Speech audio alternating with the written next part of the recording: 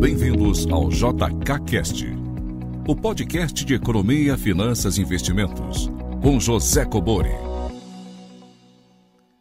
Sejam todos muito bem-vindos a mais um episódio do JKCast.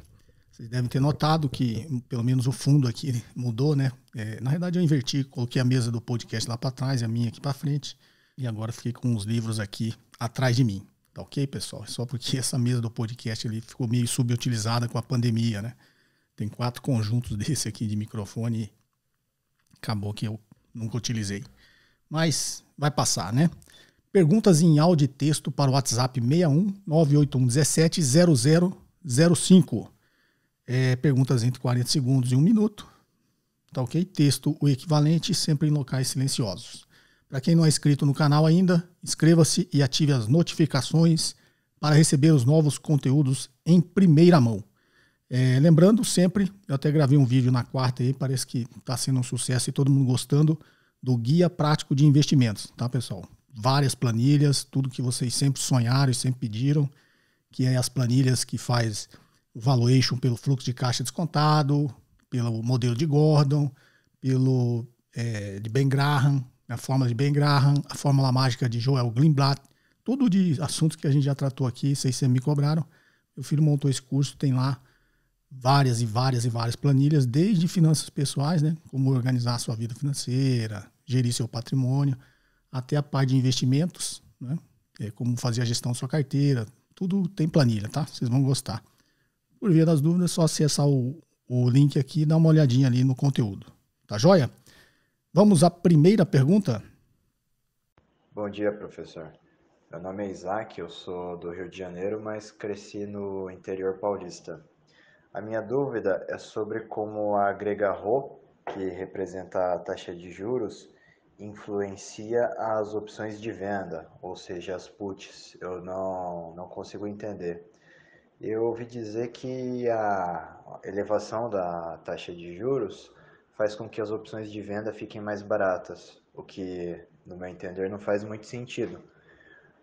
Agora, a taxa de juro na opção de compra faz sentido, porque o lançador está meio que tendo um maior custo de oportunidade para lançar as opções de compra.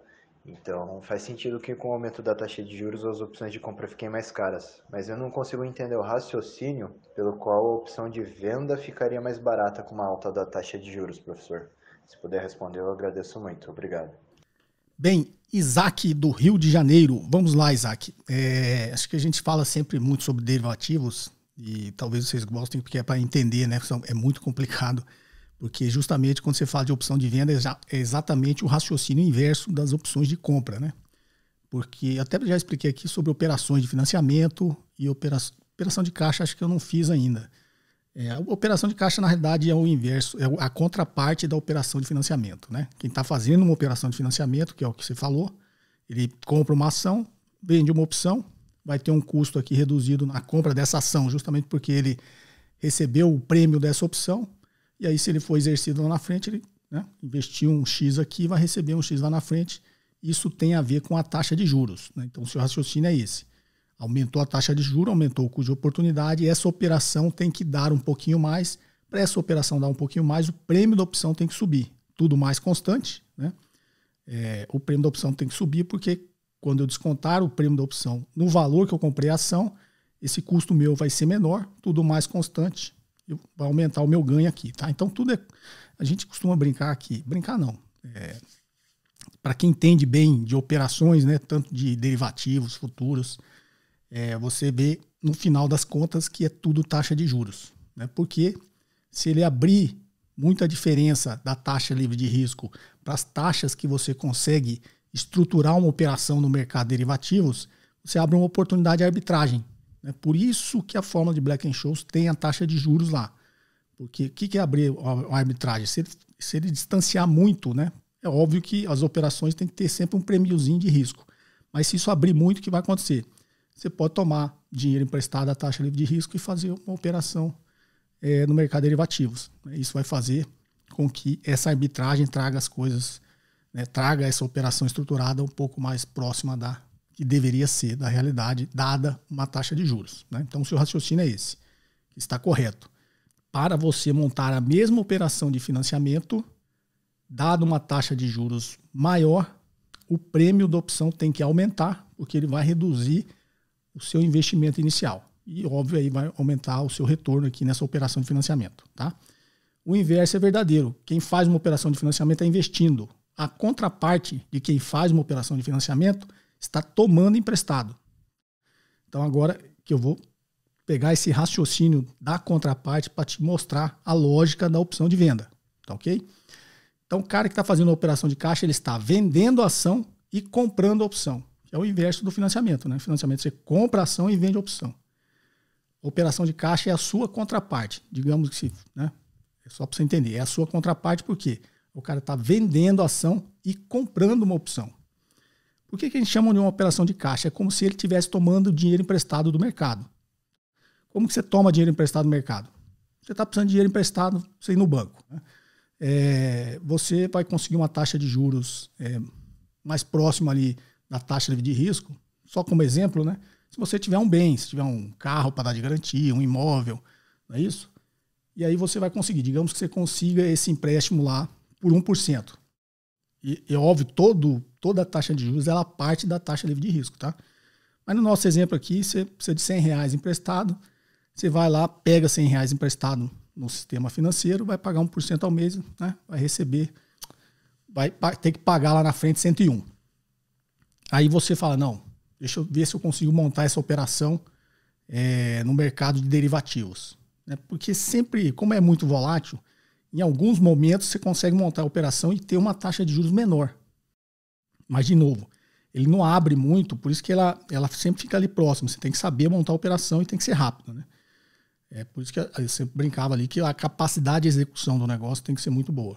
É por isso que não só os mais experientes, mas quem tem mais infraestrutura consegue montar essas operações com um pouco mais de facilidade ou um pouco menos de dificuldade. Tá? Então você vai fazer uma operação de caixa, você faz.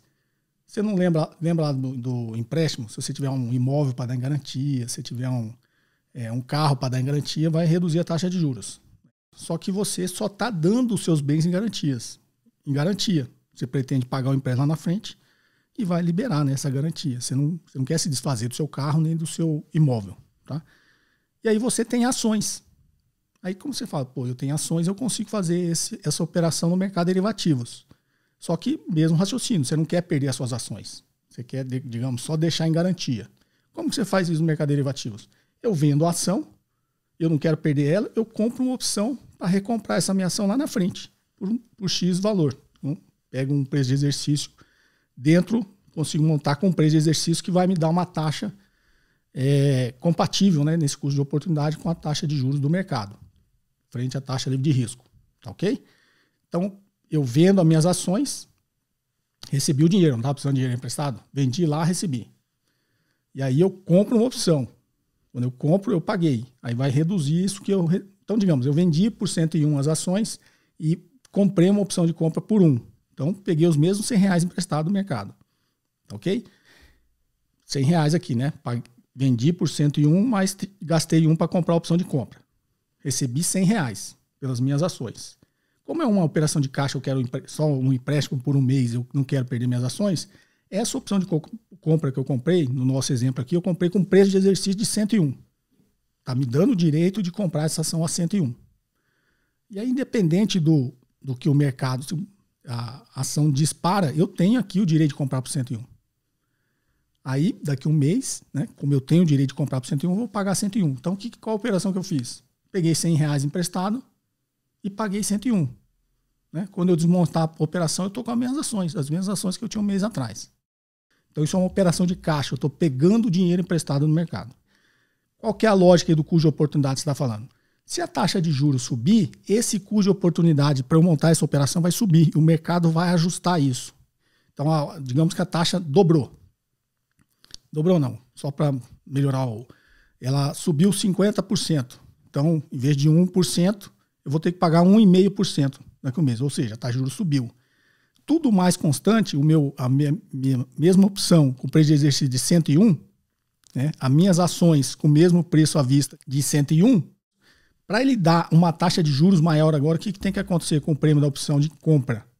ela tem que aumentar. Quando ela aumentar, eu vendi por 101 minhas ações e tive que comprar agora por, digamos, 1,50 a opção. Então agora eu diminuí a quantidade aqui que eu peguei emprestado, tudo mais constante, eu vou pagar uma taxa de juros maior. Talvez vai ficando um pouco complicado só, mas qualquer coisa vocês rebobinam a fita aí, passa de novo, vocês vão entender, tá? Então, tá explicado a opção de compra, né? Tudo que você imaginar com a opção de compra acontece o inverso com a opção de venda, tá? Até porque o raciocínio é inverso, né? Uma opção de compra te dá o direito de comprar, uma opção de venda te dá o direito de vender, tá? E a contraparte é a obrigação, né? Você vender uma opção de compra, você tem a obrigação de vender. Você vender uma opção de venda, você tem a obrigação de comprar. Então, já explicamos a qual, por que o aumento da taxa de juros faz com que o prêmio da opção tenha que aumentar. Tá, ok? Aí você fala, mas é porque os outros episódios eu expliquei, né? Fórmula de Black-Scholes, por isso tem lá a taxa de juros. Tem 5 variáveis na fórmula de Black-Scholes. Não é isso? Preço à vista, preço de exercício, tempo, taxa de juros e volatilidade. É isso que faz formar o preço da opção pela fórmula de Black-Scholes. Porque a taxa de juros tem essa lógica dentro da dinâmica do preço, né, do prêmio da opção. Aí agora você não quer fazer essa operação no mercado com opções de compra. Você quer fazer a mesma operação com opções de venda. Então, mesmo raciocínio. Precisava de R$100 emprestado. Não tenho R$100 emprestado, mas tenho minhas ações. O que eu faço? Vendo as minhas ações. Digamos que eu vendo lá por R$99. Vendo minhas ações por R$99. Imagine que é outra ação, tá? Porque senão falar por que ali é 100 e aqui é... Né? Imagine que é outro ativo agora. Mas eu olho no mercado de opções de puts, né, de opções de venda, e vejo uma oportunidade de tomar R$100 emprestado. Falo, bom, eu tenho as ações, mesma coisa, né? Eu vendo as minhas ações por 99, pego 99. E vendo uma opção de venda por 1. Então, vendi as ações por 99, vendi uma opção de venda por R$1. Peguei os mesmos R$100 emprestado. Só que eu vou ter que devolver 101. Então, essa opção de venda que eu vendi a R$1 tem o preço de exercício de 101. Então, como eu vendi, eu sou obrigado a comprar ação por 101. Mas vou ter ação de volta do mesmo jeito. E aí passou lá, digamos que eu fui exercido, ou seja, peguei R$100 emprestado no mercado, fui exercido lá na frente, tenho que pagar 101. Mesma operação. Peguei 100 emprestado, devolvi 101. Agora, por que o raciocínio é inverso? Imagine que a taxa de juros subiu. Tudo mais constante. Para esse empréstimo que eu peguei no mercado subir a taxa também, que eu vou fazer essa operação, essa taxa de retorno, o que tem que acontecer com a opção de venda? Ela tem que cair, não é? Porque, vendi mesmo 99, agora eu vendi não por R$1, vendi por 50 centavos. Então agora eu peguei 99,50 emprestado e vou devolver os mesmos 101. A taxa de juros é maior. Então a taxa de juros subiu, o prêmio da opção de venda tem que cair. Esse é o raciocínio, talvez da forma mais simples que eu consiga explicar isso. Na verdade tem formas muito mais complexas de explicar isso. Espero, né, que não tenha ficado, acho que ficou, né, inteligível. Qualquer coisa que eu sou um antigo, né, rebobina a fita aí, escuta de novo que vocês vão entender. Tá joia? Espero ter respondido mais esses derivativos que o pessoal gosta, né? Vamos à próxima? Boa tarde, professor José Cobori. Meu nome é Giordano e eu falo de Brasília. A minha dúvida é sobre macroeconomia. Estou lendo um livro chamado Macroeconomia da Estagnação Brasileira, que trata da política macroeconômica do Brasil de 99 até a recessão de 2014 a 2016, onde os autores falam que de 99 a 2005 vigorou no Brasil um tripé macroeconômico que envolvia política fiscal, cambial e monetária.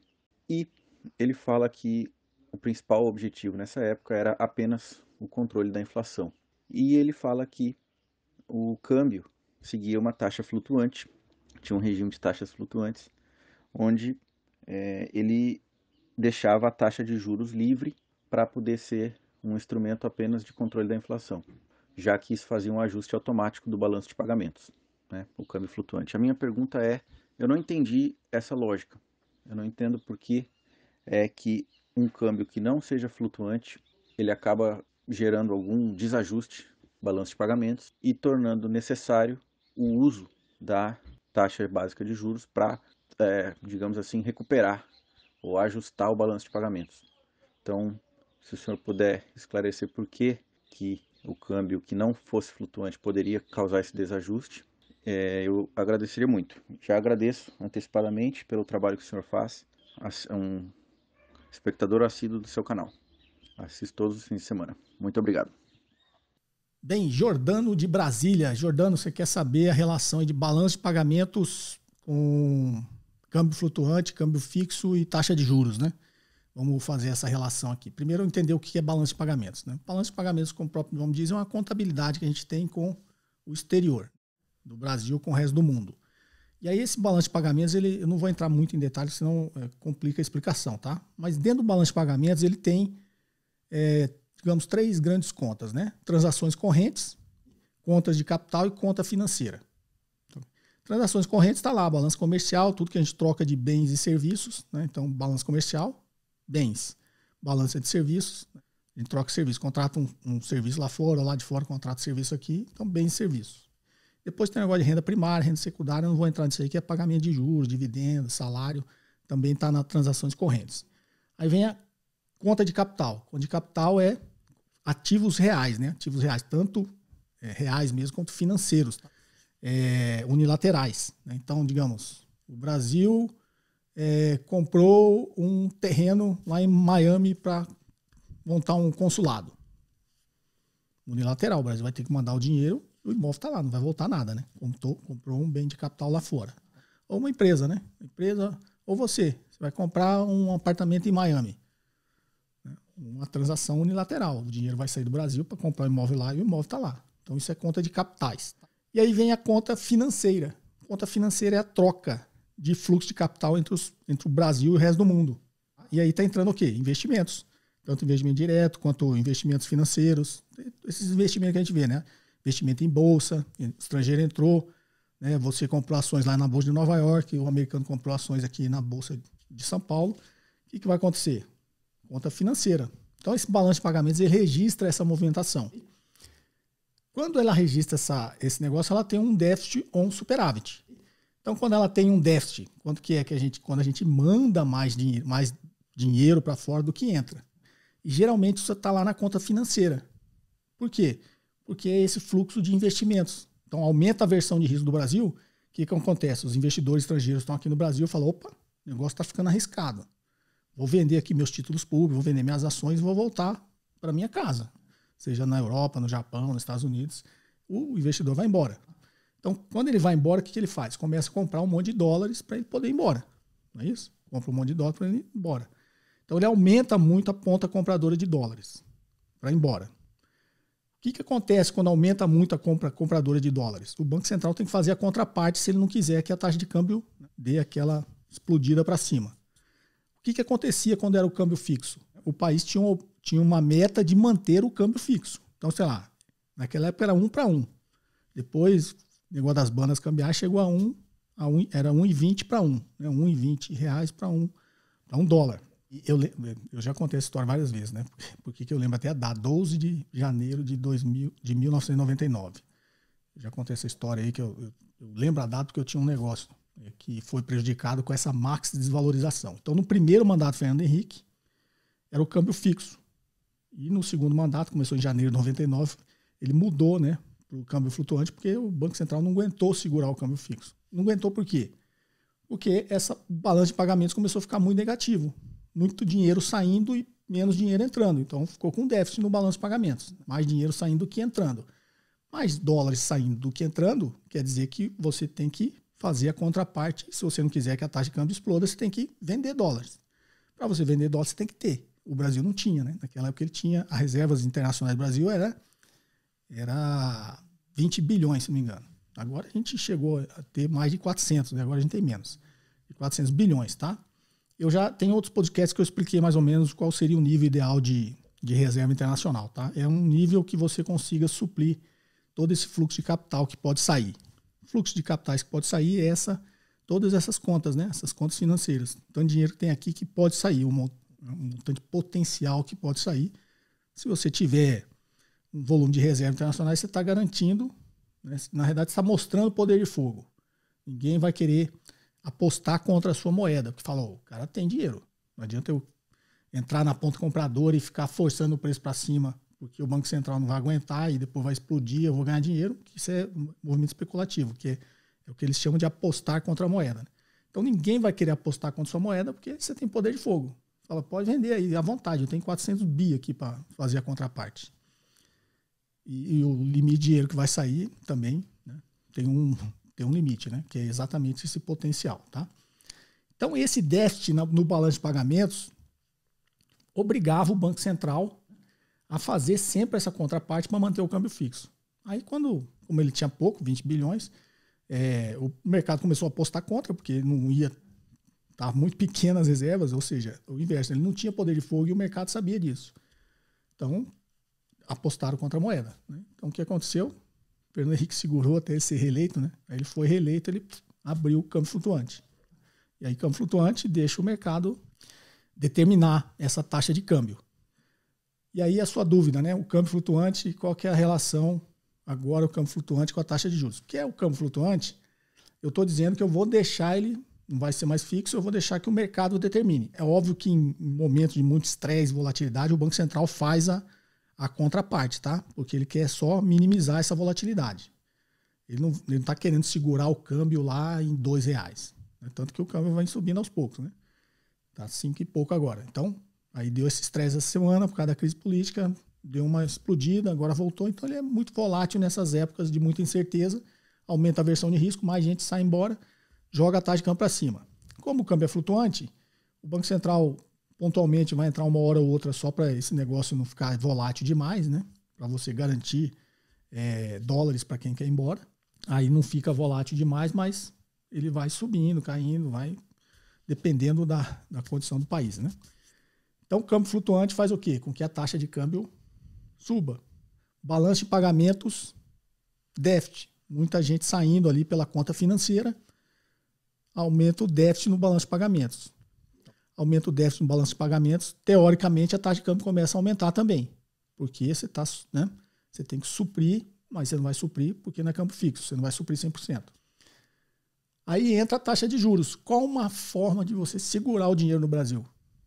Então, digamos que essa conta financeira é o seguinte, você é um investidor americano, aí você está aqui, na época a taxa estava 2%. Estou lá no Brasil, prêmio de risco 2%, aqui nos Estados Unidos é quase zero, né? 0,25%. No Brasil eu ganho 2%, então é 1,75% aqui, um prêmio de risco para eu estar com o meu dinheiro no Brasil. Legal, legal. Esse risco eu topo. Aí você está aqui no Brasil com 2%. Aí começa a aumentar a percepção de risco. Começa a gente ir embora e você olha, o balanço de pagamento está ficando negativo. Está ficando de forma constante, sempre no déficit. Você fala, bom, o negócio não vai aguentar, eu vou embora. Né? Porque quando eu vou embora, eu tenho que comprar dólar. Se eu ficar esperando o dólar explodir, eu vou perder dinheiro. E aí entra o conceito de cupom cambial, não sei o que, eu já expliquei em outro. Você vê que vai se ligando aí os conceitos, né? E aí você fala assim, não, por 1,75 de prêmio de risco eu não topo mais, vou embora agora. Aí por que a taxa de juros aumenta? Porque é uma forma de tentar te segurar. Não, agora é 3. Aí você, opa, era 2, agora aumentou 1% aí de rentabilidade de prêmio de risco, talvez eu fique. Então ele consegue segurar uma parte, né? Aí continua, né, essa coisa, o balanço de pagamentos negativo, porque aumentou a percepção de risco do Brasil. Aí o Banco Central, para segurar o que ele tem que fazer, aí lá aumenta de novo a taxa de juros. Aí vai para 4. Aí, opa, agora já segurou um montante maior, entendeu? Então uma forma de você controlar a saída de capital do Brasil, saída de dólares do Brasil, é aumentando a taxa de juros. O que é a taxa de juros? É o preço do dinheiro. Você está querendo ir embora, eu estou falando assim, não, Jordano, não vai embora não, que agora eu pago mais no seu dinheiro. O que é pagar mais no seu dinheiro? Taxa de juros. Tá? Então, por 2% você está indo embora, eu dou 3 agora para você, fica aqui. Aí continua aumentando o risco, você, não, 3 já também não está bom, eu vou embora. Não, Jordano, fica aqui, agora eu pago 4 para você. Então é isso, tá? A taxa de juros, ela não é o ideal, né? Mas nesse momento ela é utilizada. O ideal é o Brasil não aumentar a percepção de risco dele, né? Parar de fazer besteira, né? Até porque essas besteiras últimas aqui é besteira mesmo, né? A gente já está com um monte de problema a resolver, a gente arruma um problema político, né? Uma crise, uma instabilidade política. Então, o papel da taxa de juros nesse momento é que a gente fala, a gente sobrecarrega a política monetária, né? Você começa a ter problemas de política fiscal, E aí você joga toda a responsabilidade para a política monetária, né? Resolver. Então aí a taxa de juros acaba sendo, nesses momentos, o único instrumento que você teria para tentar estancar essa fuga de capitais, tá? Não sei se eu acho que deu para entender, né? Tá joia, Giordano? Forte abraço. Vamos à próxima. Olá, professor Cobori.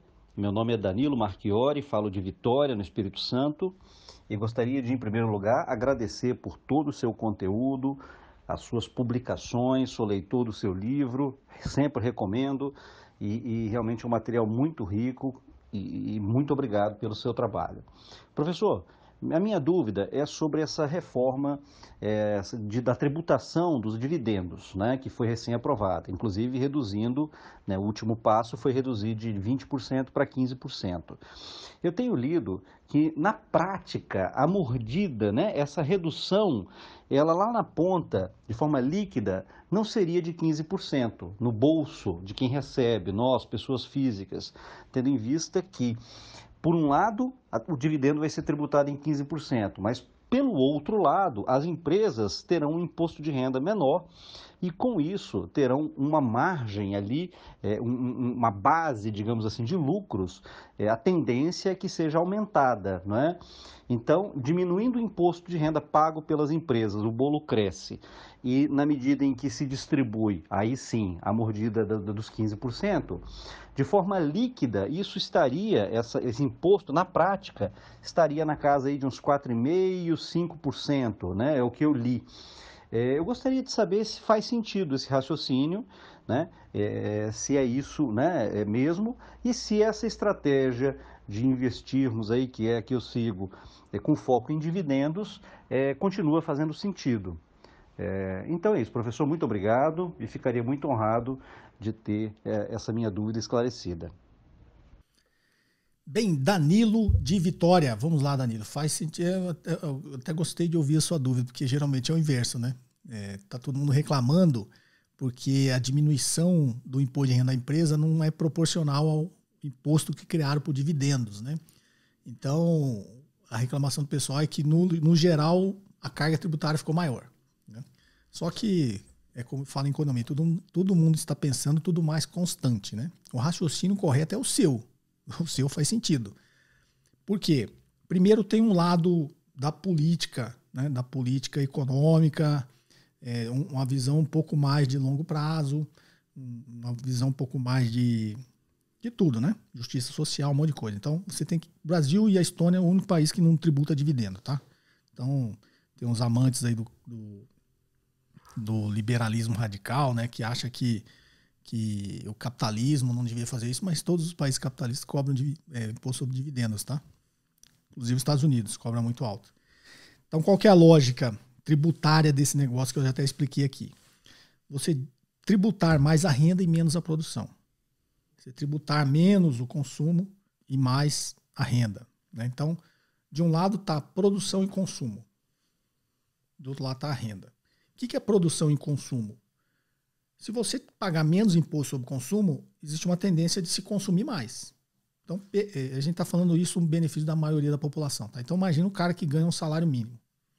Ele paga o mesmo imposto no arroz, no feijão, na carne que você paga. Você ganha 100 mil por mês, você ganha 10 mil por mês. Você paga o mesmo imposto que paga um cara que ganha 1.000. O imposto sobre consumo atinge tudo, né? O imposto sobre renda que tem essas tabelas de isenção, pagamentos. Não, mas o imposto sobre consumo é a mesma coisa. Então imagine que o cara lá que é assalariado ganha R$1.000 por mês, como é muito pouco, né? Quase tudo ele utiliza ali para pagar as necessidades básicas. Tá mais agora que a inflação tá alta. Então digamos que desses 1.600 compras lá de supermercado, de alimentação. E desses 600, digamos que 200 é imposto, né? Nessa cadeia aí que a gente tem de imposto. Então, o cara numa compra de 600, ele paga os R$200 de imposto. Só que ele ganha 1.000. Você ganha 10 mil, faz uma compra de 600, paga os mesmos R$200 de imposto. Só que você ganha 10 mil. Para você tem um impacto muito menor do que para um cara que ganha 1.000. Então, a gente tem que sair um pouquinho da nossa posição privilegiada para pensar no outro, né? Então, é muito fácil eu vou no mercado aqui, não estou preocupado com É óbvio que a gente se preocupa, tá? É só exemplo. Mas você não tem a mesma preocupação que tem um cara que ganha R$1.000, concorda? Você não vai deixar de comer. Você deixou de comer carne? Eu não deixei de comer carne, mas a maioria da população deixou de comer carne. Ficou muito mais caro. Isso impacta o orçamento dele. Então, é muito fácil para quem tem condições pensar nesse negócio tributário sempre criticando. Tá?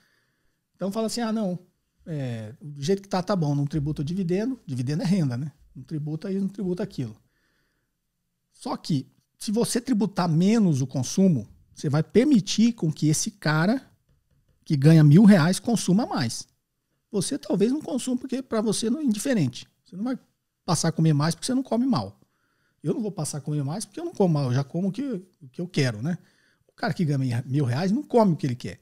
Ele come o que ele consegue comprar. Então, quando você diminui um imposto sobre o consumo, você permite com que as pessoas que realmente precisem consumam mais e melhor. Tá ok? Então, tem que pensar no outro. Você não tem que pensar só em você. Você, eu, todo mundo, quase todo mundo está escutando aqui, é um privilegiado. Não deixou de comer porque o negócio, a inflação, o imposto subiu. Tá? Então, se você tributar menos o consumo, você está sendo socialmente mais justo. E quando você tributa menos o consumo, as pessoas consomem mais. Isso tem um benefício econômico para a sociedade e para o país como um todo. Porque se as pessoas passam a consumir mais, tem que ter mais gente para vender. Ok? A oferta tem que aumentar. Então, se tiver mais gente para vender, quer dizer o quê? Mais fábricas, mais produção, mais um monte de coisa. Concorda?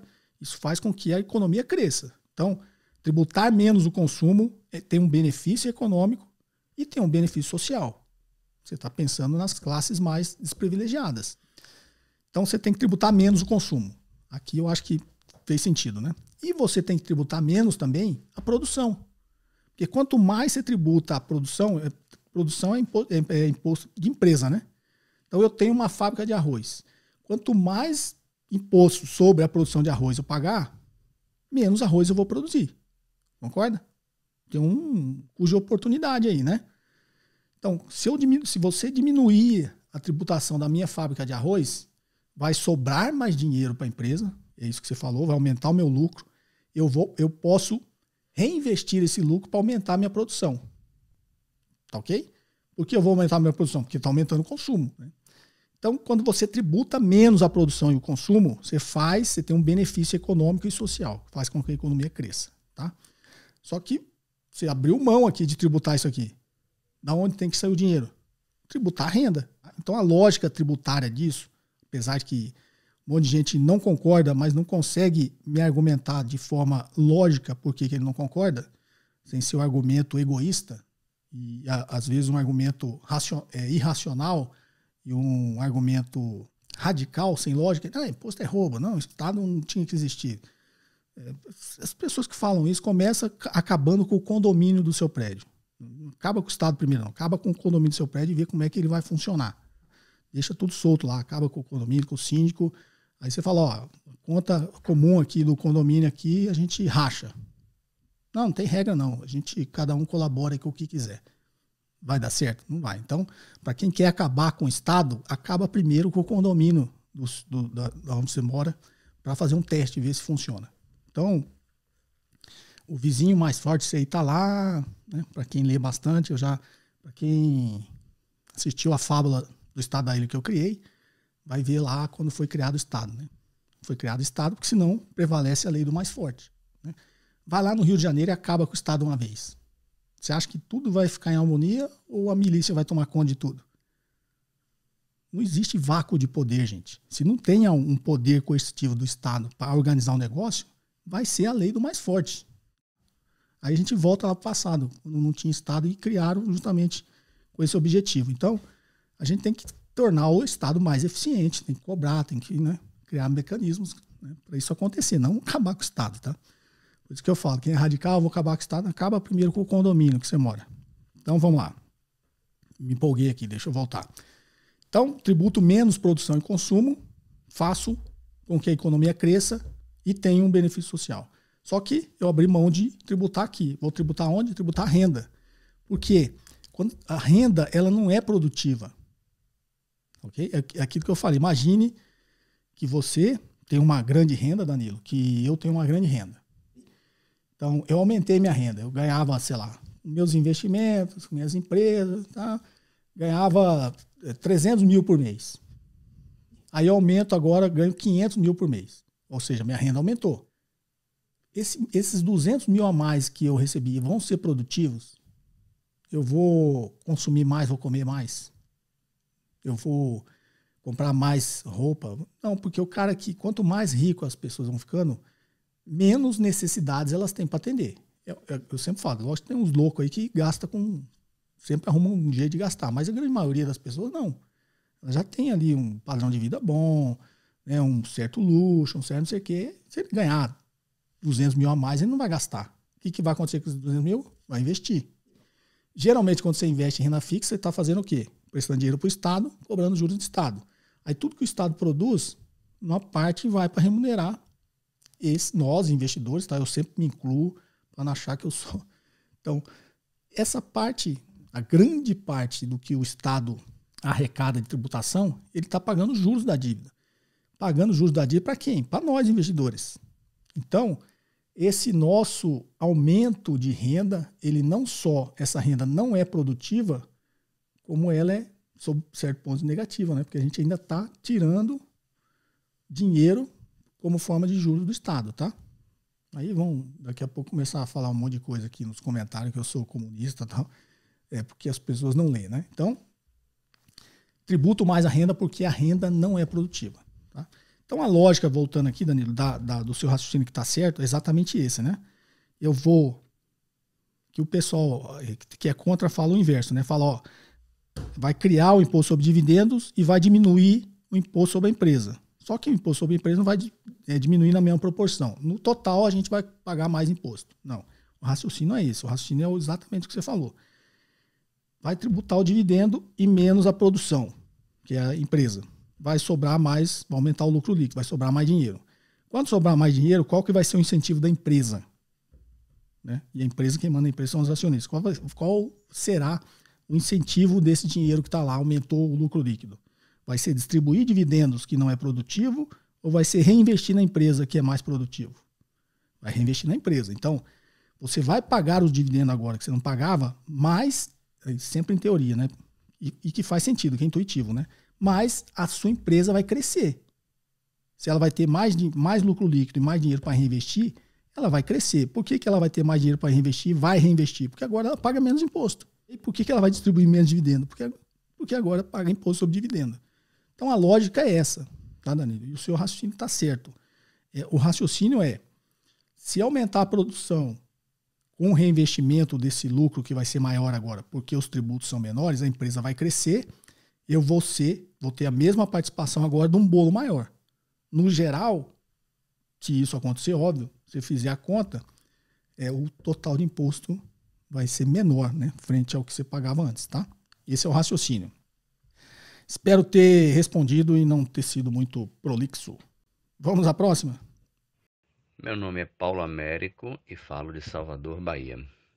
A minha dúvida é a seguinte: já comprei várias vezes título do Tesouro Direto IPCA+, com juros semestrais, e eu não consigo entender por que sempre no primeiro dia em que aparece o valor teórico e o real no gráfico do Tesouro Direto, o valor teórico sempre está bem abaixo do valor investido.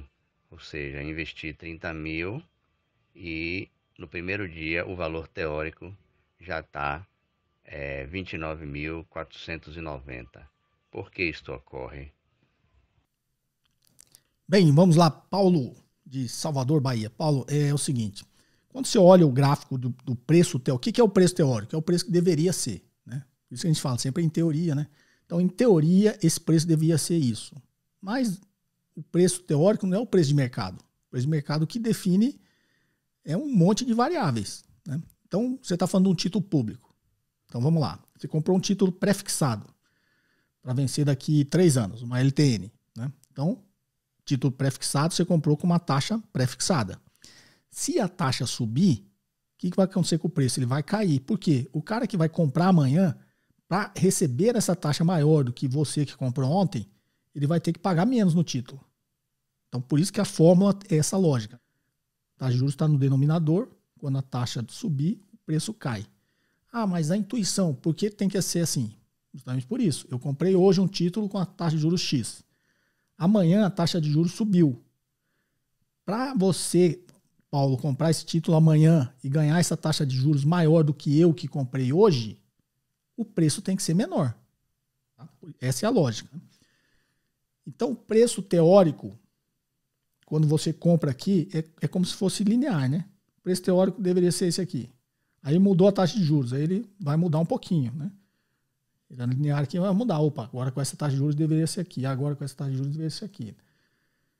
Só que o preço de mercado, ele fica assim, né? Ele não vai como o preço teórico assim. Ele vai a um eletrocardiograma. Quanto mais nervoso o mercado, né, mais o coraçãozinho aqui bate mais. Tá? Então, o preço teórico é o que, em teoria, ele deveria ser. E o preço de mercado é as percepções de muitas variáveis. Então, imagine que você comprou essa LTN antes do dia 7 de setembro. Você comprou a LTN. Tinha um preço teórico. Aí você passou o 7 de setembro, primeiro dia útil, 8 de setembro. O preço teórico, a variável que mudou foi só o tempo, né? O preço teórico mudou só isso aqui. O tempo e talvez se tivesse mudado a taxa de juros, mas vamos simplificar, né? Então o preço teórico é 1. Só que o preço de mercado é completamente diferente. Por quê? Porque teve um evento no dia 7 que aumentou a percepção de um monte de coisa, um monte de risco, um monte de... E aí o que o mercado fez? Precificou isso. Por que ele precifica isso? Porque quando todos os eventos políticos geram eventos econômicos, tá? Tem impacto nos eventos econômicos. Então, um evento político teve um impacto no evento econômico. O que é o evento econômico? Aumenta a percepção de risco, aumenta a curva de juros, sobe, todo mundo acha que o país ficou mais arriscado, vai cobrar uma taxa de juros maior, né, nas pontas mais longas da curva. A inflação está aí do jeito que está, o Banco Central pode querer aumentar mais a taxa de juros, esse nervosismo mexeu o câmbio, a bolsa caiu. Então, de um dia para o outro, mudou um monte de variável e o mercado vai precificar isso no título também. Então, essa curva de juros, ela deu uma mexida. Quando ela deu uma mexida, mexeu no preço do título, no mercado, né? O preço de mercado do título, tá? Que é diferente do preço teórico. Tá? Então, nessa sua dúvida, imagine, você comprou no dia 6 de setembro. 7 foi terça, né? Então, 6 foi dia útil. Digamos que foi dia útil, não sei se emendaram aí, né? Você comprou o título no dia 6 de setembro. Passou 2 dias, no dia 8 a taxa de juros teoricamente não mudou. O preço teórico não mudou, mas o preço de mercado mudou muito, porque aumentou a percepção de risco, a taxa de juros subiu, o preço caiu. Então você comprou por 10 no dia 6, no dia 8 estava 9,80. Caiu, né? O preço teórico era 10,01. O preço de mercado, 9,8. Tá? Essa é a explicação, Paulo. Espero ter te ajudado. Vamos à próxima. Olá, professor Cobori. Aqui é o Hugo, de Brasília. Parabéns aí pelo maravilhoso trabalho. A minha dúvida é referente às ideologias econômicas, né? Depois da quebra da Bolsa de Valores, né, a gente teve uma supremacia assim, bem forte do keynesianismo. Aí nos anos 70, 80, o neoliberalismo, né, o Friedman, um pouco de Hayek ali, com o Reagan, com a Thatcher, ganhou muita força. E com a crise do subprime, né, perdeu bastante força, né, voltou um pouco essa pauta do bem-estar social, não mais essa supremacia da ideia do Estado mínimo. Enfim, o que eu queria saber hoje então a gente estaria vivendo um keynesianismo 2.0 ou a gente caminha para outro raciocínio econômico? Seria o tal do capitalismo verde? Muito obrigado. Hugo, de Brasília, vamos lá, Hugo. Eu acho que eu já falei bastante até sobre isso, né? Até essas mudanças, né? Existe um ditado que diz assim, nas crises todos somos keynesianos. Por que existe essa... Até os mais liberais são keynesianos. Por quê? Porque na crise todo mundo quer que o Estado te salva, né? Então vê a crise subprime, que você deu exemplo. Quem teve que salvar todo mundo? O Estado. Se deixasse, o que ia acontecer? Ia quebrar o mundo inteiro. Né? Então o Estado sempre intervém nesses momentos. Tá? Então, por isso existe esse ditado, né? Nas crises, todos somos keynesianos, tá? Porque até os mais liberais e capitalistas querem que o Estado ajude ele. É engraçado, quando tá tudo bem, ele acha que o Estado atrapalha. Quando tá tudo mal, ele acha que o Estado ajuda. Então, por isso que nas crises todos somos keynesianos, tá? E a lógica do que você falou aí do tempo aí é isso mesmo. Eu diria realmente que o Keynes sempre, com o tempo, ele tem provado que ele está mais certo do que os outros, né? Então, eu diria que seria um Keynes 2.0, como você falou. Então é isso. Para quem tem críticas aí a Keynes, leia os livros dele e dos economistas keynesianos, pós-keynesianos, novos keynesianos, que vocês vão talvez ter mais argumentos para concordar ou discordar. Tá joia? Espero ter te ajudado. Vamos à próxima. Olá, professor José Cobori. Sou o Júlio, da cidade de São José dos Campos, interior de São Paulo. Gostaria de agradecer imensamente o conteúdo de qualidade que o senhor nos proporciona. Professor, minha dúvida é com relação a empresas que não pagam dividendos. Numa situação hipotética, a pessoa aporte, por exemplo, R$1.000 em um papel e o valor do papel ele permanece estagnado durante o período aí de uns 5 anos. E ainda, hipoteticamente, não haja mais liquidez para esse papel. Quais as obrigações da empresa perante esse acionista?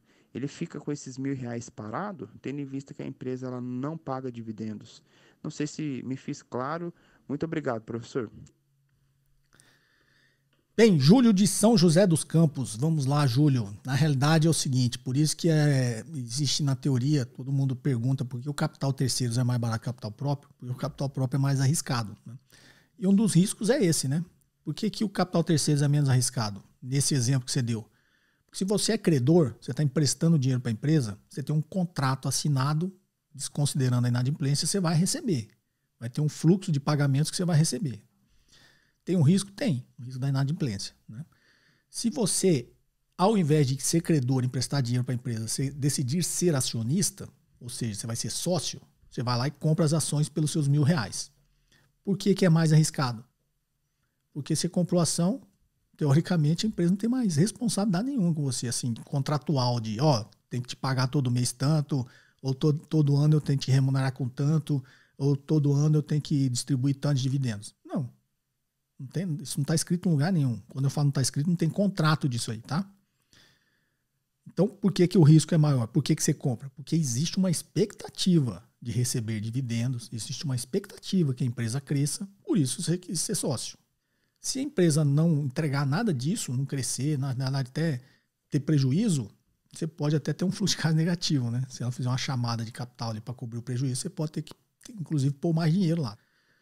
Então, a empresa, as ações são arriscadas por isso. Você não tem um contrato ali como tem um credor da empresa, tá? Então, você colocou 1.000, a empresa não vai distribuir dividendos, dançou, meu. Você vai ficar 10 anos, você vai ficar 10 anos sem distribuir dividendos, você vai ficar 10 anos sem distribuir dividendos. Você ficar 10 anos sem crescer, seu 1.000 vai ficar 10 anos lá. E tem que torcer para continuar os 1.000, né? Porque a tendência é ele ir diminuindo, tá? Por isso, o capital próprio tem que ser melhor remunerado. Por quê? Porque ele tem mais risco. Tá joia? Espero ter te ajudado. Forte abraço. Vamos lá. Próxima. E aí, professor, beleza? Quem fala é o Lucas, moro no Paraná, em Ponta Grossa. Eu tenho um questionamento relacionado à produção de riqueza. O que querem dizer quando, por exemplo, eu vejo muita gente falando, eu não sei se é verdade ou não, mas o que querem dizer quando falam que o Estado não produz riqueza? Por exemplo, fico pensando numa empresa estatal, por exemplo, Correios. Essa empresa ela produz riqueza ou ela como é que funciona esse sistema, né? Porque para mim produção de riqueza é quando você produz algo, não é diferente de você apenas estimular o consumo de algo, uma coisa assim, não é? Não sei direito. Se o senhor puder esclarecer para mim esse fundamento econômico super importante, né? Eu ia agradecer. Valeu, obrigado. Bem, Lucas de Ponta Grossa, Paraná. Vamos lá, Lucas. Isso aí, eu até faço meia-culpa porque eu defendi isso há muito tempo, tá? Mas vamos lá. Eu vou até utilizar os conhecimentos de finanças corporativas, né, empresariais aqui do nosso mundo aqui de investimentos para justificar a minha resposta, tá? Quando uma empresa cria riqueza, né? O que é uma empresa criar riqueza? Que é o mesmo conceito de criar valor, né? Quando uma empresa cria valor, quando ela dá um retorno acima do seu custo de capital. Então, digamos, o custo de capital dela é 10% e ela deu um retorno de 20%. Então, ela criou o valor. Para quem? Para o acionista. Então, o acionista esperava um retorno de 10%, recebeu um retorno de 20%. Criou o valor para o acionista. Aumentou a riqueza do acionista. Então, agora, esse mesmo conceito, né? Ó, eu sou acionista da empresa, investi 100. Eu esperava que ela desse um retorno de 10%. Aí já fiz os meus compromissos lá e vou gastar 110 daqui a um ano. Digamos que eu fosse desinvestir tudo, né? Aí já fiz lá os meus compromissos e tal. Digamos que é 100 mil, né? Só para melhorar. Já falei, ó, vou comprar um carro melhor agora. Vou comprar um carro de 110 mil daqui a um ano. A empresa foi lá e gerou um retorno maior do que os 10%. Gerou um retorno de 20%. Então, ele aumentou a minha riqueza, né? Porque eu vou comprar o mesmo carro por 110 mil, que é o que eu já esperava, que era o retorno esperado, ainda vai sobrar 10 mil para mim. Então, aumentou a minha riqueza, né? Minha percepção de riqueza, tá? Então, uma empresa cria valor quando ela gera um retorno acima do seu custo de capital. Gera riqueza. O Estado pode gerar riqueza? Por que os liberais, né? E por isso que eu faço bem a culpa, sempre disse isso. Por que não? Porque o Estado não produziu esse dinheiro, né? Ele tomou de alguém, né? Na linguajar do imposto, né? Ele pegou o imposto de pessoa física ou pegou o imposto de pessoa jurídica. Então, ele não criou uma riqueza. Tá? Mas vamos usar esse conceito da criação de valor. Se ele pegou esse dinheiro, né, sob forma de tributo, de imposto, e conseguiu investir com um retorno maior do que o custo que ele teve para a sociedade, ou seja, ele teve um custo para você, Lucas, de X% que você pagou nos seus impostos, né? Teve um custo para a empresa que você trabalha, X%, teve um custo, né? Esse dinheiro tem um custo. Se o Estado conseguir investir esse dinheiro e dar um retorno acima do custo que ele teve, ele criou riqueza, criou valor. O que questiona é como eu meço isso, né? No Estado. Quando você fala investimento público, o investimento público ele tem que ser mensurado mais de longo prazo, né? Então, porque o investimento público ele faz o investimento onde o capital privado não quer fazer. Por quê? Porque tem projetos que são de longo prazo. Então você tem 100 milhões para investir. Tem uma disciplina chamada Análise e Seleção de Projetos, né? Que inclusive eu dei no MBA de Projetos do IBMEC. Tá? Análise e Seleção de Projetos. Então uma empresa tem 10 projetos, né, para investir. Os recursos são escassos sempre, né? Então, se ele fosse investir nos 10 projetos, ele ia gastar 500 milhões. Mas ele só tem 100 milhões. Aí o que ele tem que fazer? Analisar desses 10 projetos quais que dão um retorno maior. E os que der o retorno maior, ele vai lá e põe os 100 milhões. É óbvio isso aí, né? Então, o capital privado ele vai sempre escolher o que dá retorno num espaço de tempo menor. Então, se ele tem um projeto que dá o retorno que ele espera para o capital dele em 5 anos, ele vai investir nesse projeto. Se ele tiver um projeto que dá o retorno em 10 anos, ele vai investir no projeto. Se ele tiver esse mesmo retorno num projeto de 30 anos, ele não vai investir num projeto de 30 anos. Então, o investimento público ele entra nesse momento, que é geralmente investimento em infraestrutura, investimento em educação, investimento em saúde. Por quê? O retorno é um retorno social, teoricamente difícil de mensurar, e um retorno de infraestrutura. Ele está investindo, digamos, agora vamos passar uma malha ferroviária no Brasil inteiro. O capital privado não vai fazer isso. Tá? A malha ferroviária vai levar 50 anos para dar retorno. Quem vai fazer isso? Investimento público. Então, se o investimento público for feito, e óbvio, né, for bem feito, que a nossa luta não é para não fazer, tá? A nossa luta é para fazer bem feito. Então, fez um investimento público, criou a malha ferroviária no Brasil inteiro. Custa, né, uma enormidade fazer isso. Por isso que as empresas privadas o capital privado não vai fazer. Até porque vai levar 50 anos para dar o retorno. mais ele fez bem feito e deu um retorno, imagina o benefício que isso cria para a economia como um todo. É aquilo que eu falei, né? É difícil de mensurar, mas teoricamente, se o investimento for bem feito, até porque o capital privado não vai fazer, ele pode dar um retorno muito acima do seu custo de capital. Então, criei esse conceito agora, mas acho que faz sentido, né? Vamos à próxima? Um forte abraço. Boa tarde, professor Cobori. Meu nome é Bruno, sou de Bauru, interior de São Paulo. Eu gostaria que o senhor falasse, por gentileza, sobre o sistema de reservas fracionárias e sobre o processo de criação de moeda por parte dos bancos comerciais através dos depósitos compulsórios. E de que forma esse mecanismo se relacionaria, se é que há uma relação, com a impressão de moeda por parte do Estado e com o índice de Basileia dos bancos comerciais. Por fim, se não for pedir demais, gostaria que o senhor compartilhasse sua visão sobre a autonomia do Banco Central e se esse fato pode gerar algum prejuízo em relação à soberania e autonomia de um país sobre sua moeda e economia. Muito obrigado pelo espaço e pelas informações. Abraço. Então vamos lá, de Bauru.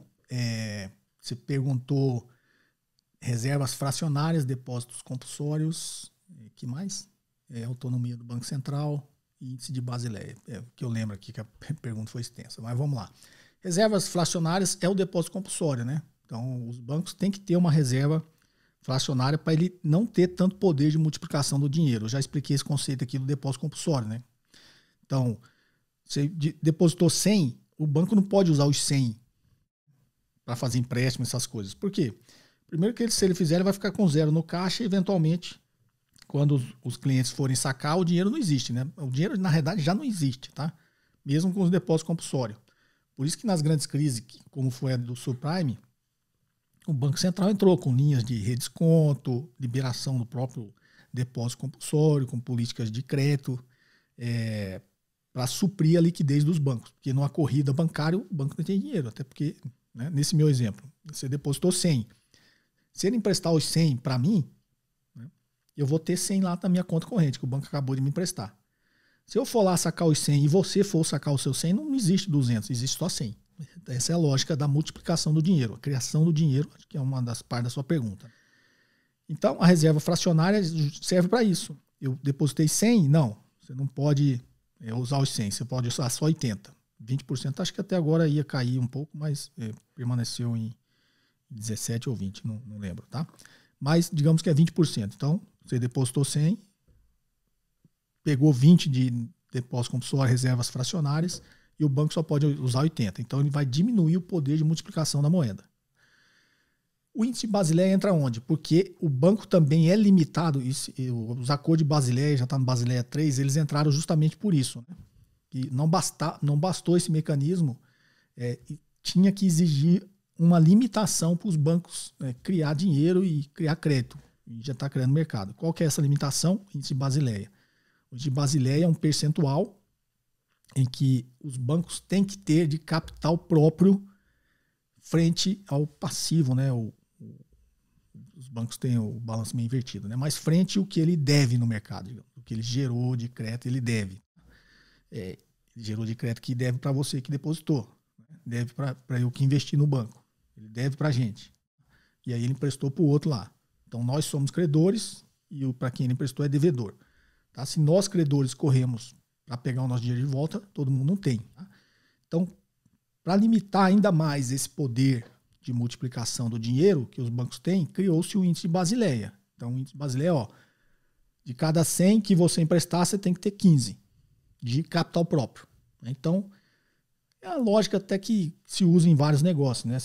Depende do seu tamanho, você pode crescer mais e emprestar mais. Então, de cada 100 bilhões que o banco criou ali de passivo para ele tem que ter 15 de capital próprio. Né? Capital próprio é capital de acionista, tá? Tem umas dívidas de longuíssimo prazo, as corporate bonds, que eles consideram também, mas que é o bonde perpétuo, né, de empresa. Não sei se eu já expliquei esse conceito aqui, mas a lógica é essa. Você perguntou da autonomia do Banco Central. A autonomia do Banco Central tem um problema, né? Aprovaram, e aí o mandato do presidente do Banco Central não casa com o mandato do presidente da República. Né? Então, o presidente da República indicou Agora o Roberto Campos Neto, o mandato dele vai até na metade do mandato do próximo presidente. Então, elegeu o próximo presidente, depois de 2 anos que ele troca o presidente do Banco Central. O Banco Central ficou autônomo. Legal. Mas e a política econômica? Ficou autônoma? Se entra um cara com uma visão diferente, igual entro eu, tenho uma visão diferente, quero implementar uma política econômica diferente, porque eu fui eleito com voto popular e a minha visão, né, de plano de desenvolvimento do país é diferente e fui eleito para isso. Tive a maioria dos votos. Então eu tenho que entrar lá e implementar. Com o Banco Central autônomo, se o presidente do Banco Central não quiser, ele não implementa. E ele não foi eleito. Ele foi nomeado pelo presidente anterior. Então tem um probleminha aí, né? Concorda? Eu entrei, você me elegeu. Meu plano é esse aqui, completamente diferente do presidente anterior.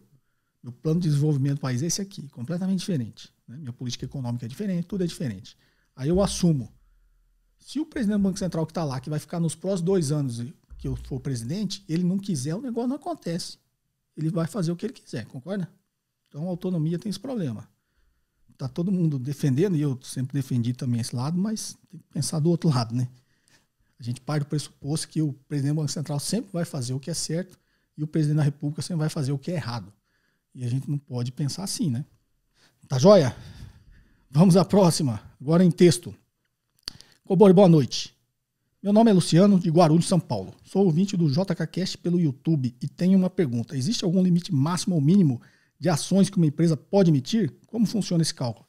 Tem. Antes da lei das sociedades anônimas, era 2/3 das ONs. Assim, se emitir só N, não tem problema.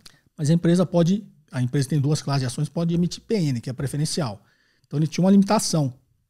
Ele só podia emitir 2/3 de PM frente às ONs. Ou seja, cada uma ON ele podia emitir 2 PNs. Agora, depois da lei da sociedade anônima, ficou 1 para 1, né? De cada uma ON que ele emitir, ele só pode emitir 1 PN, tá? Antes ele podia emitir 2. Esse é o limite. Forte abraço. Vamos à próxima. Professor Cobori, tudo bem? Me chamo Luiz Vargas, sou de Maringá, Paraná e tenho 19 anos. Gosto muito das suas aulas e estou estudando análise fundamentalista pelo seu livro e outros como, por exemplo, os da Modaran. Estudo ciência da computação na UEM, deve ser Universidade Estadual de Maringá, e gostaria de saber qual linha devo seguir para atuar no mercado financeiro com essa minha formação. Quais são as certificações necessárias e as possibilidades para trabalhar? Obrigado. Não tem, assim, a formação, óbvio, né? Quanto mais a formação... Na verdade, não tem, não. Você pode ser formado em letras. Se você quiser atuar no mercado financeiro, você consegue, tá? Só você estudar direitinho, ter bons professores, você consegue entrar lá. Então, as certificações dependem do seu desejo, né? Você quer ser analista de mercado, analista de ações. Você tem que tirar a CNPI, Certificado Nacional do Profissional de Investimento. Você quer só distribuir fundos, você tem que tirar o agente autônomo de investimentos. Você quer ser consultor, você tem que tirar outro. Você quer ser planejador, você tem que tirar outro. Aí depende do que você quer ser, tá? Você pode ser qualquer coisa. Você estuda ciência da computação, que eu estou falando. Você podia estudar letras. Você pode... não estou desmerecendo, tá? Estou dizendo porque letras não tem uma carga matemática, esse tipo de coisa, né? Mas eu conheço, tem muito amigo que é de humanas, estudou letras, história e está no mercado financeiro. Não tem limitação quando você quer, tá? Então, novamente, no curso Guia Pra de Investimentos, tem um módulo lá que meu filho colocou, que ele fala sobre carreiras de mercado. É bem interessante, tá? O link vai estar aqui embaixo, você clica lá e dá uma olhada na grade do curso que você vai entender. Isso vai te ajudar bastante também. Tá joia? Sucesso aí, você tá novo ainda, 19 anos. Luiz Vargas, de Maringá, Paraná. Sucesso para você, viu? Obrigado aí por comprar meu livro. Apesar de eu não ganhar quase nada, mas eu fico satisfeito que vocês me prestigiem. Vamos à próxima. E a última, né? Olá, professor. Sou Ricardo de Londres. Por que uma empresa paga dividendo se ela tem prejuízo e dívidas? Um exemplo é a Vodafone.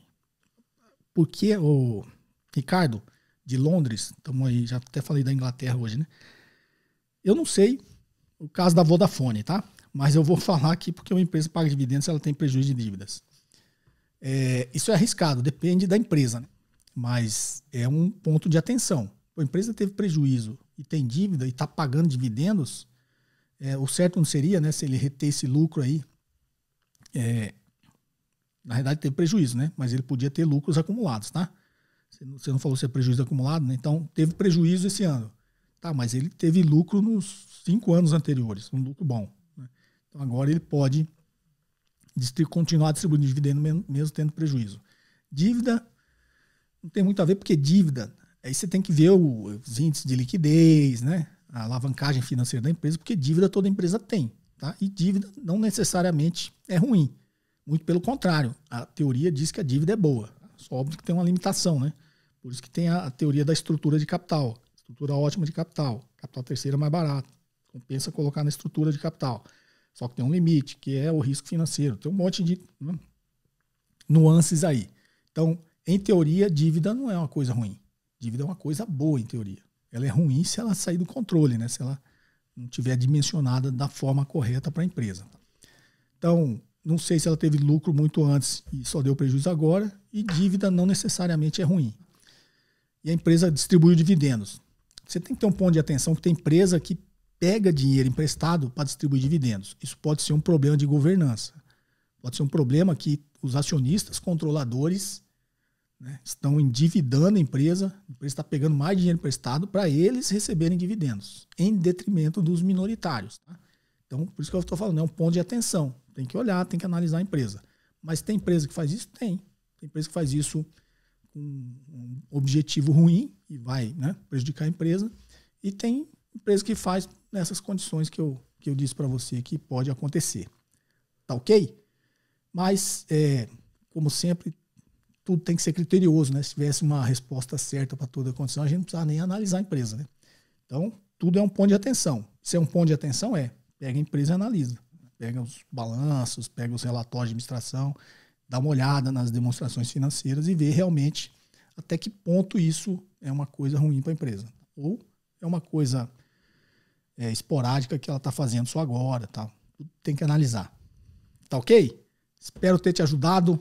O episódio de hoje fica por aqui, ficou um pouco mais longo, mas respondi todo mundo. Se você não teve a sua pergunta contemplada, é porque provavelmente eu já respondi essa pergunta. Eu vi muitas perguntas, gente, que se olhar nos últimos 5, 10 podcasts, se procurar no canal, você vai ver que tem a resposta lá, tá? Eu vi pergunta de volatilidade implícita, teve 2 podcasts seguidos que eu expliquei sobre isso, né? Implícita, histórica, e a pergunta era idêntica, então é só procurar lá que você vai encontrar. Tem outras, né? Que eu lembro dessa, tem de venda coberta, que vocês perguntaram, no passado eu falei sobre venda coberta. Tá? Então, se a tua pergunta não foi contemplada, é porque provavelmente ela está nos últimos podcasts. Tá? Olha aí, 5 últimos, depois os 10 últimos. Tá joia? Lembrando, Guia Prática de Investimentos, o link está aqui embaixo. Dê uma olhada, vocês vão gostar. Perguntas em áudio e texto para o WhatsApp 61981170005. Locais silenciosos, entre 40 segundos e 1 minuto. Se você ainda não é inscrito no canal, inscreva-se e ative as notificações para ser avisado sempre que eu postar um novo vídeo. E não deixe de fazer os seus comentários aqui abaixo. Eu leio todos, tá? Tem muitas respostas objetivas, porque são muitos, né? E de muitos vídeos, né? Na realidade, assim, até os vídeos desde o início do canal, que as pessoas estão assistindo agora, elas colocam comentário. Então tem muito comentário mesmo. E muita pergunta, muita resposta ali é muito objetiva, tá? Mas eu leio todas e fico feliz. Um forte abraço e até sábado que vem. Você ouviu mais um episódio de JK Cast, o podcast de economia, finanças e investimentos com José Cobori.